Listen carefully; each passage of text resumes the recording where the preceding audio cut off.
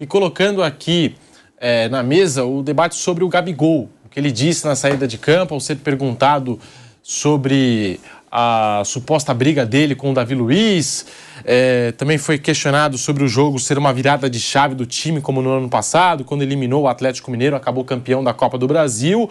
O Gabigol ficou irritado com a pergunta. A gente tem aqui as aspas de Gabriel Barbosa, o Gabigol, atacante do Flamengo, marcou o gol decisivo que sacramentou a classificação do rubro-negro ontem contra o Fluminense. E nós temos aqui as aspas do Gabigol. Acho que o trabalho tem que ser feito desde os treinos, desde o ninho. Tem muita gente que fala muita merda, né? Ele falou, acho que vocês da imprensa criam algumas coisas e a torcida vem para o Maracanã com um pouco de má intenção com os jogadores. Isso nunca aconteceu aqui no clube desde a época do Diego, do Arão. Temos problemas da gente com vocês da imprensa. Vocês criam coisa na cabeça do torcedor, criam coisa dentro do clube. Vocês da imprensa tentam colocar. O Flamengo é o nosso amor. O Flamengo não é Big Brother, com câmera, fofoquinha. É um grande time, é o maior do Brasil, com jogadores de futebol atrás do sonho próprio e do clube. Os resultados estavam acontecendo, só que não é igual a pão que entra a massa e sai pronto. O Sampaoli tem o DNA do Flamengo, o jeito do Flamengo. Parece que está aqui há anos. O Abel está há 3 anos no Palmeiras. O Diniz há 1 ano no Fluminense. Você vê o desempenho deles. Não é porque perderam que o Diniz tem que ir embora. É claro, tem que haver cobrança, mas cobranças justas. Não precisa ter briguinha, fecha aspas, Gabriel Barbosa ou Gabigol. Mauro César, o que dizer sobre essa fala do Gabigol? É algo que a gente precisa discutir, porque essa informação do vestiário do Flamengo, aliás, sai muita coisa sobre o vestiário do Flamengo toda semana, e não é um veículo só que dá informação, mas vários veículos de comunicação. Inclusive a Jovem Pan informa bastante o que acontece no dia a dia do Ninho do Urubu. Mauro César. Bem, primeiro assim, eu entendo que o Gabigol está ali meio que no papel dele, né? Ele está tentando, no momento de vitória, tirar os holofotes de cima dele e dos demais jogadores, dos problemas que existam lá dentro, que foram amplamente discutidos ao longo da última semana. Eu compreendo o papel dele ali, tentando se desvincular um pouco disso, ou desvincular os jogadores de qualquer tipo de problema. Mas a gente tem que entender o seguinte, primeiro, é óbvio que na imprensa tem maus jornalistas, veículos com credibilidade, veículos sem credibilidade. Até nós, jornalistas, somos vítimas disso. Essa semana eu encontrei em 2 sites picaretas declarações atribuídas a mim, de comentários, feitos aqui na Jovem Pan, em outros espaços de trabalho, que eu nunca falei, coisa que eu não disse. Aí até o empresário de um jogador deu print e mandou, poxa, Mauro, você falou isso? Foi até uma coisa na boa, assim, foi até educado. Se apresentou, eu sou fulano de tal, sou empresário do jogador. Eu nunca falei isso, cara.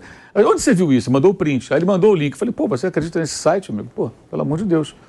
Um site picareta, que pega o que você fala, o que ele fala, o que o outro fala, junta tudo. Jornalista comenta, não sei o quê. Jornalista não disse nada disso, nada disso. Se o jornalista é alvo disso, imagina o jogador de futebol. Então tem sim muita gente que... Tem gente que rouba notícia. Tem uns caras que roubam notícia. O Vanderlei dá uma notícia, o cara pega a notícia e fala, atenção, papapá, não fala. Quando você dá o crédito, você não está roubando notícia. Você está transmitindo uma informação e dizendo a informação do repórter falando de tal, e você está compartilhando. Ok, perfeito. Mas tem gente que faz isso, se comporta como se fosse dele a apuração, né? O cara pega uma notícia, de repente, sei lá, do futebol de Belém do Pará, como se ele tivesse fontes lá, o cara está bem distante e tem isso. Então, assim, por que esse parênteses? Para deixar claro que eu não estou sendo corporativista, tampouco estou dizendo que a imprensa é infalível, muito pelo contrário, tem coisas horríveis que acontecem no jornalismo, né? Que não dá nem para chamar de jornalismo muitas vezes. Mas as matérias que saíram em diferentes veículos, acho que foram feitas por profissionais que conhecem bem o Flamengo, no caso... O próprio Eric Faria, que estava entrevistando, publicou a matéria no site GE, junto com o repórter Fred Gomes. São caras sérios que não ficam inventando coisas. E quem vaza essas histórias, geralmente, são pessoas, obviamente, próximas dos jogadores. Em geral, o jogador sabe que estão vazando. Se você quiser testar a credibilidade das informações vazadas dentro do Flamengo, é só pegar o caso do X9. Quantas vezes as informações publicadas via X9, como se convencionou chamar, estavam corretas? Escalação certa, de cada 10, acertava 8, 9. Então tem gente que passa informação verdadeira, de escalação e outras coisitas mais. A gente fica sabendo de muita coisa também. Essa semana, por exemplo, teve lá o Landinho, eu falei aqui na terça-feira, vai ter uma reunião. Teve a reunião. Como é que você sabe disso? Existem pessoas que passam informações para a gente. Algumas são informações até boas para o clube, de repente, outras são ruins para o clube, algumas são convenientes para algumas pessoas, outras não. Vamos lembrar o áudio vazado do funcionário de então, depois saiu, do Flamengo contra o Rogério Ceni? Por que aquilo vazou? Alguma coisa alguém tinha contra o treinador, né? E foi dado um crédito danado para uma pessoa que as pessoas nem sabiam quem era ele. Então, quando o Gabigol tenta desqualificar o que foi publicado, eu acho que ele está errado. Ah, não, isso aqui não é Big Brother. São frases de efeito que, na verdade, Big Brother ou não, o fato que existem problemas ali. Para mim, essas questões aí, como os jogadores que não se dão, eu acho que isso é questão menor. Porque não, assim, ninguém aqui é ingênuo a ponto de achar que num ambiente de trabalho que tem, sei lá, 30, 40, 50 pessoas, todo mundo é amigo. Em lugar nenhum é assim. Eu nunca trabalhei numa empresa, numa redação onde todo mundo fosse amigo. Eu fui bancário, trabalhei em várias coisas antes de entrar no jornalismo, comecei a trabalhar muito cedo. E algumas pessoas eu tinha amizade, outras não. Algumas eu gostava, outras eu detestava. Quem nunca trabalhou com alguém que você não suporta? Porque não vai com a cara, ou porque o cara te prejudicou, ou porque o cara, sei lá, faz alguma coisa que você não gosta, tem uma conduta que você... Mas você trabalha. E quando você tem que falar com esse cara, trabalhar com ele, você vai trabalhar com ele, porque a empresa está te pagando. É sua obrigação. A empresa não quer saber se você gosta ou não gosta do cara. Vocês dois vão fazer esse trabalho aqui, ok. Meu tempo de repórter de jornal, eu saí muitas vezes com fotógrafos, que eu ia batendo papo no carro, no caminho, e voltava, e você tomar um chopp depois ali, ficava amigo, e tinha uns que não trocavam uma palavra, porque não tinha afinidade. Chegava na hora ali, o camarada ali, ó, a foto é essa, a matéria é essa, tal, bababá, o cara lá fotografava, a gente voltava para a redação, escrevia a matéria, isso aí acabou. Ponto. Então, se o Davi Luiz e o Gabigol não são grandes amigos, né? Não tem problema nenhum, até se abraçaram no final. O Gabigol falou, abraçou o Davi Luiz, pulou em cima dele, talvez até para mostrar uma... Eu entendo perfeitamente o papel dele. E acho que isso é uma questão menor se não chegar no campo. A empresa não quer saber se os funcionários não são amigos, desde que o trabalho seja bem feito. Não interessa o resto. Se você é amigo, se frequenta a casa, se toma chopinho, se vai tomar café na casa do outro, não interessa, almoça junto, almoça separado, não interessa. O resultado é o final. Então, para o futebol é a mesma coisa. Se os jogadores não são... É óbvio que alguns... Eu acho o pior, sempre tenho dito isso, quando você tem um grupo muito unido, todo mundo unido, e uma ou duas lideranças, reúne todo mundo na casa de um jogador no fim de semana, na folga, todo mundo vai. Todo mundo vai. E esse cara é o cabeça, ele é mais um ou dois. Isso é perigoso, porque você forma uma grande panela. É a panela de Paide, né? Aquela grande assim, sabe? E essa panela derruba técnico, dirigente não segura, não tem ninguém. Se juntar todo mundo, preferível é, na minha opinião, que existam até grupos. Esse, aquele outro. Então, como em qualquer ambiente, são seres humanos, gente. Não vão se relacionar todos da mesma maneira. Agora, na hora do serviço, como diria João Saldanha, né? Vai lá e trabalha. Faz o seu e apresenta o seu melhor.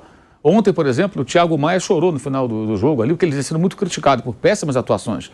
Né? E ontem ele jogou muito bem. É assim que funciona. Né? É assim que funciona. É legal, uma reação humana. Estou dizendo, são seres humanos. O cara está jogando mal, está sendo criticado, de vez em quando ele dá meio que a cara tapa, fala, pô, realmente joguei mal. Até com o torcedor na internet ele já chegou a responder, falando, não, estou mal mesmo, vou melhorar, estou treinando.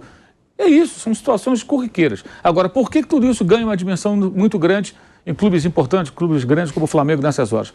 Porque o campo não está bom. Se o campo está bom, isso aí não interessa. Não interessa.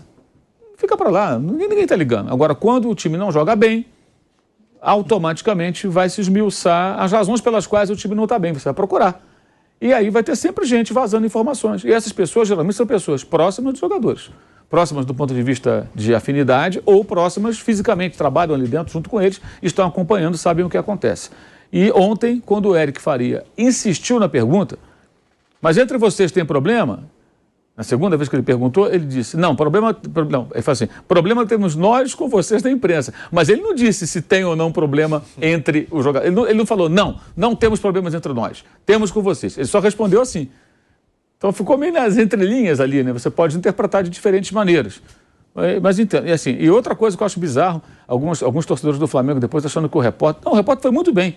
O repórter foi muito bem, ele fez a matéria, bancou a matéria, sustenta aquilo que publicou e na hora ali ele fez as perguntas e não perdeu a classe, não perdeu a postura. Perguntou, insistiu, o entrevistado responde e você tira as conclusões. Agora é muito fácil, depois da vitória, você fala, a imprensa inventa, sempre lembrando que eu falei no começo aqui. É claro que existe gente que faz coisas ruins, trabalhos ruins, desonestos até, mas não é o caso específico e acho que talvez a vitória de ontem faça com que eles procurem uma convivência melhor, pelo menos na hora do trabalho, que é treinar e jogar. Depois, se eles vão cada um para sua casa, ou se eles se reúnem em algum lugar, são amigos ou não, isso não interessa.